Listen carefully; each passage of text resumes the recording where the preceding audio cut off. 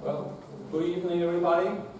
The host, Jeffrey Liu, who normally introduces me, must be late, so I'm just going to introduce myself. So I'm Dr. Shin Lin. As you can see, tonight's presentation is on acupuncture points and therapeutic massage. And I'm a professor at UC Irvine in the Department of Integrated Medicine, Cell Biology, and Biomedical Engineering.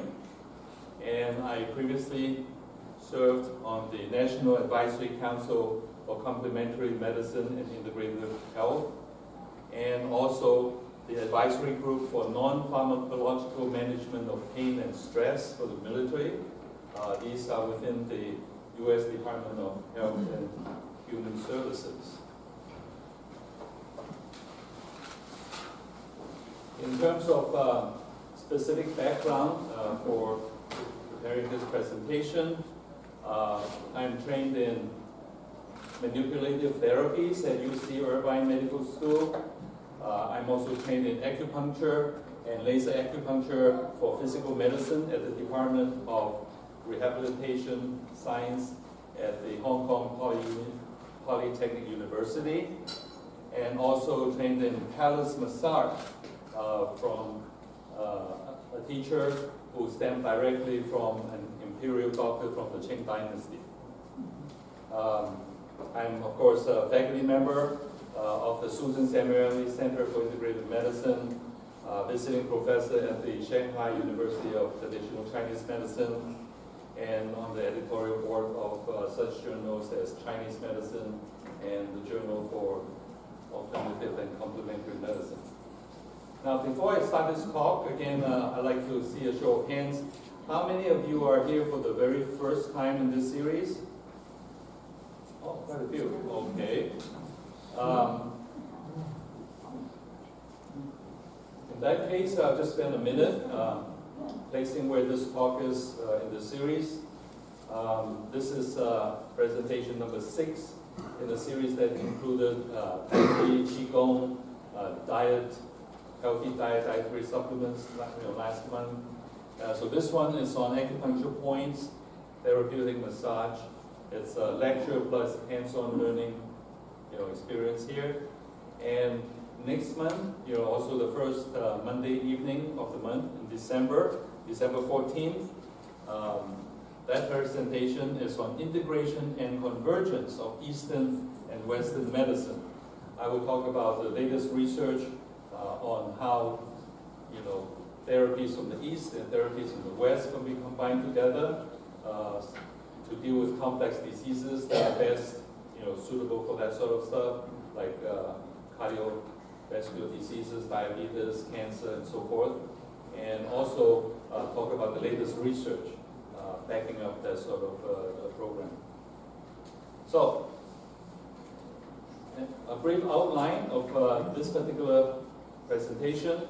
The first half, about 70 minutes, is a lecture on the scientific side of acupuncture points, meridians. What are these mysterious things from the East?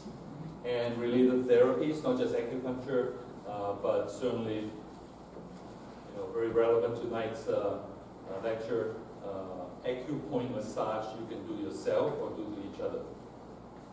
Then we'll have a 10-minute break, and then the other 70 minutes, demonstration, hands-on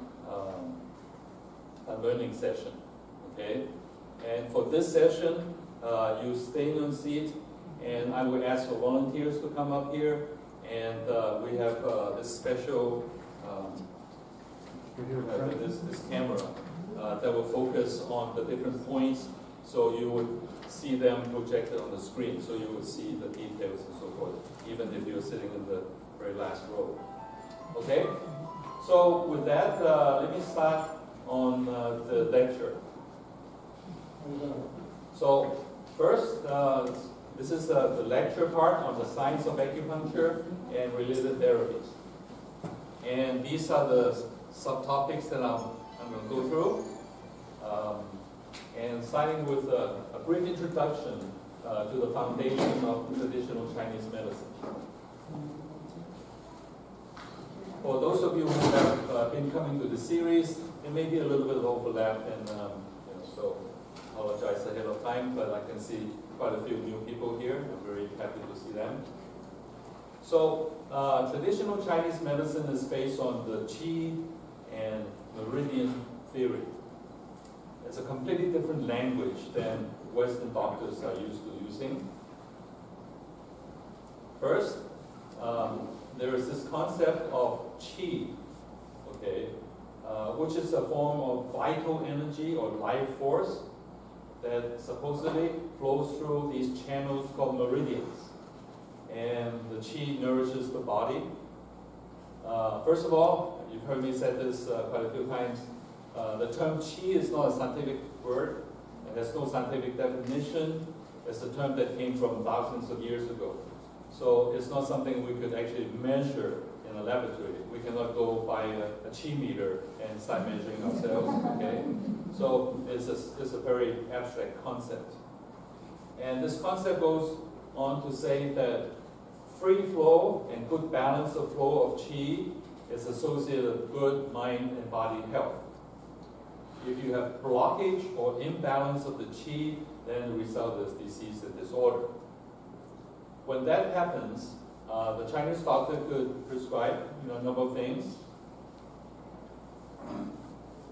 First, Qigong. So of course, this is the mind-body practice you could do yourself to improve your Qi. We've got a whole presentation on that. Let me pause by saying that don't worry too much about taking notes. So many facts I can remember. We have been taping these presentations, and they are posted on YouTube. And so as long as you register to come in here, they have you on the mailing list, and they will, notify you on the web address to see these presentations.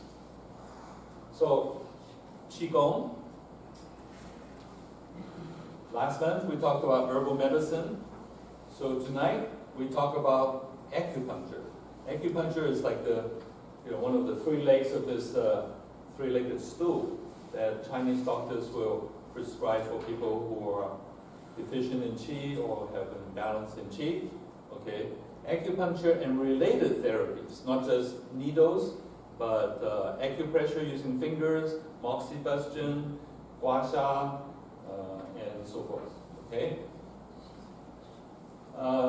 This acupuncture treatment goes back at least 2,000 years. We can say that because of archaeological evidence. Like this is a lacquer statue that we can date back to over 2,000 years ago from the Si Han, Western Han dynasty, and you can see, meridians and acupuncture points carved into these figurines such as this. This is not just the only one, but the only one that I have seen personally. Also, from the same period, there are artifacts such as these acupuncture needles. They have a handle and a sharp point, and these also came from about 2,000 years ago. Now, what is acupuncture good for? Applications of acupuncture. Most of us think of this as a means for relieving pain, but acupuncture is good for practically anything known to Western medicine. This was taken from a website of the WHO, the World Health Organization, and this goes back to 1979. Okay, so way back then, the WHO already recognized acupuncture treatment as effective for so many things: respiratory diseases such as these, bronchopulmonary diseases such as this, eye disorders, disorders of mouth cavity, orthopedic problems, gastrointestinal problems, neurological problems, and these are like, list goes on and on. So, 2,000 years ago, this is probably the only way to treat, many of these things back then. just a very broad list of things that acupuncture is good for. Since then, this is quite a few decades ago, there's been a lot more research, and I'm going to tell you about some of those, showing that indeed acupuncture is very good for these things and many other things as well. All right, so acupuncture treatment.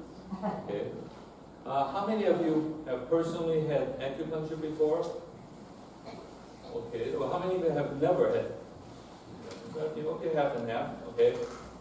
So if you've never had acupuncture before, you may be a little bit scared about, wow, putting needles in the body, okay, such as this cartoon. It says, wow, exactly which school of acupuncture are you from? Okay, wow, okay. Well, just to relieve your anxiety, if you ever want to try acupuncture, I took this picture through a microscope in my laboratory, and first, this is a strand of my hair. Okay, so this is highly magnified. Okay, this here, you can probably make out, it has an opening. This is a needle. This is a needle used for injecting insulin into diabetic patients. As you probably know, diabetic patients inject insulin into their body 5, 6, 7, 8 times a day. So, technology is to make this as fine a needle as possible so that it's not going to be painful. Okay, so this is, I would say, like the narrowest, needle used in Western medicine. And this here is an acupuncture needle.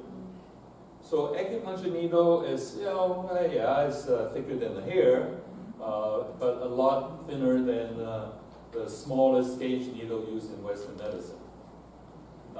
Usually, the description is when a needle goes in, it's like maybe a mosquito bite. Sometimes you don't even feel it.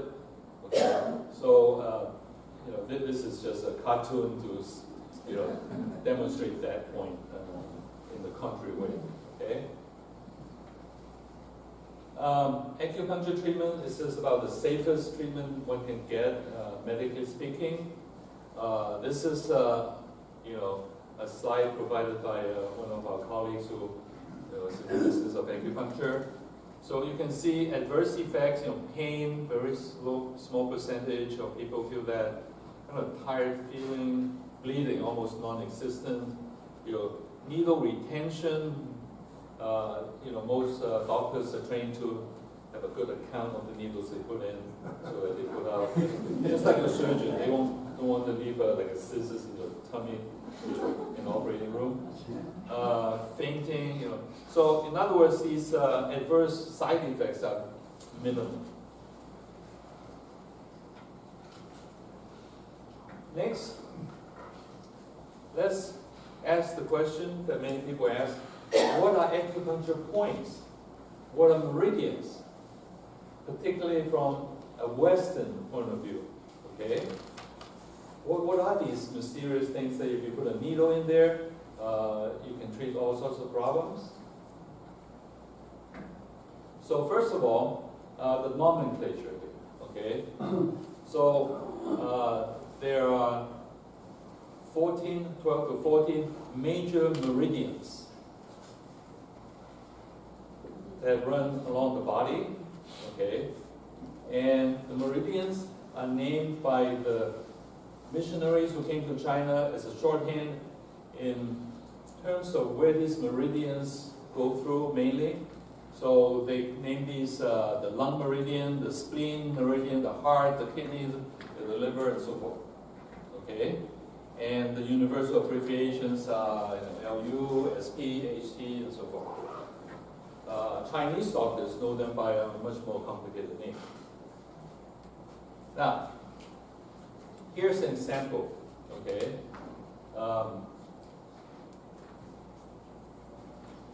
This is an example of the stomach meridian.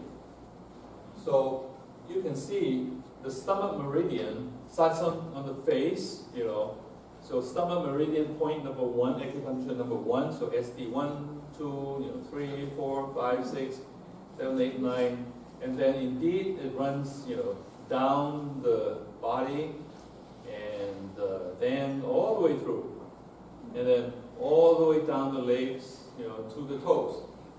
So the stomach meridian doesn't just run through the stomach, it actually runs through many different things, okay? But as a shorthand, the missionaries just say, oh, this is a stomach meridian, okay? Easy to remember instead of memorizing the Chinese names. And another example is the bladder meridian, okay? So bladder meridian runs here like okay? And large intestine meridians, so it runs through the whole body, okay? So you have to understand that the stomach meridian is not just good for treating stomach problems, or the large intestine meridian is not just for treating large intestine. That's just a shorthand, okay? Also, these numbers are taught in the United States in like the South Baylor College of Oriental Medicine or the Empress College of. So as a shorthand, as ST1, ST2, ST3, ST4. When you learn acupuncture in China, you learn the names of every single one of these, and they actually have names, okay? Not just these like shorthand.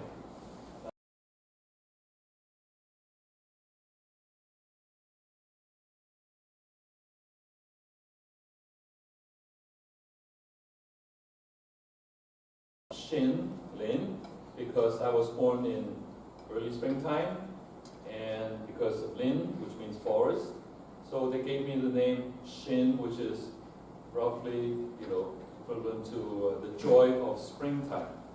So a lot of thought went into that, okay? So, but my postman, okay, knows me as, number 4 Bison Drive, okay? My neighbor is number 2, and Lincoln is number 3 and 4. So if you go only by these numbers, you're missing a lot, okay? Because, every one has a very, sophisticated meaning to their name.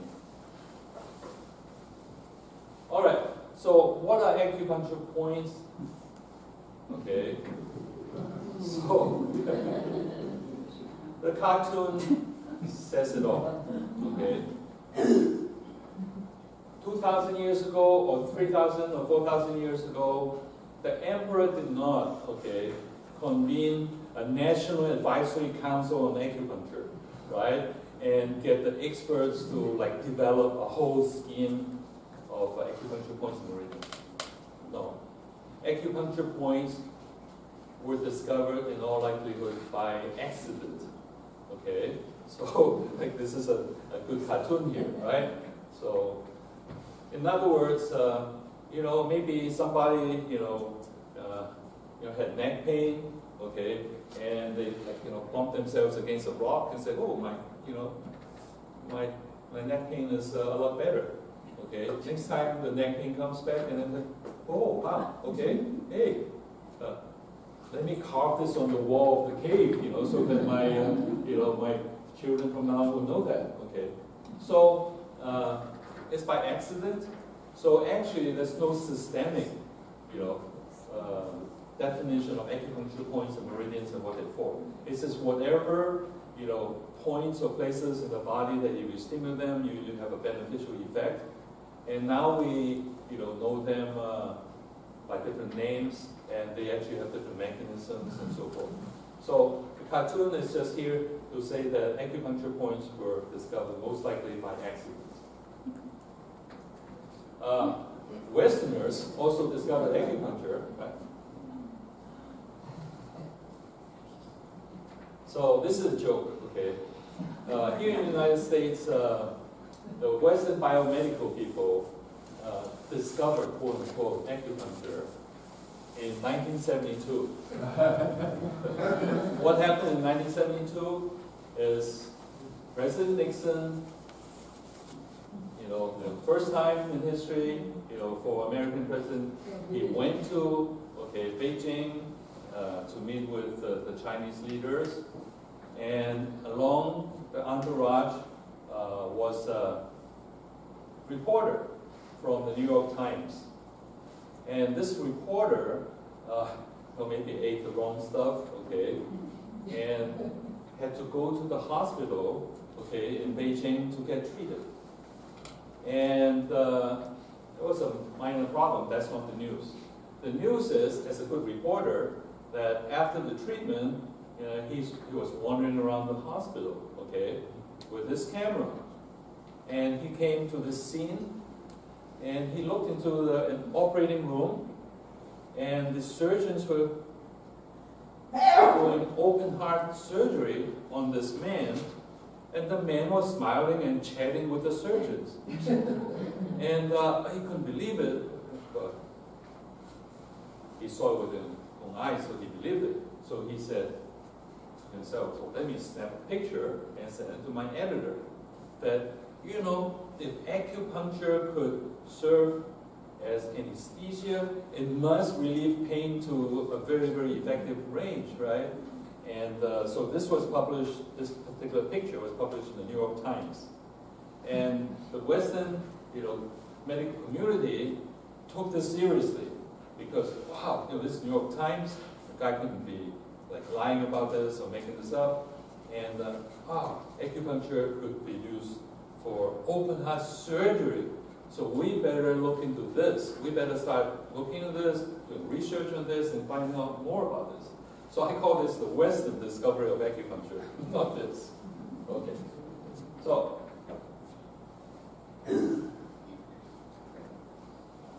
at that point, I would say many, many doctors couldn't wait to go into the anatomy lab, okay, take some cadavers out, like dead bodies,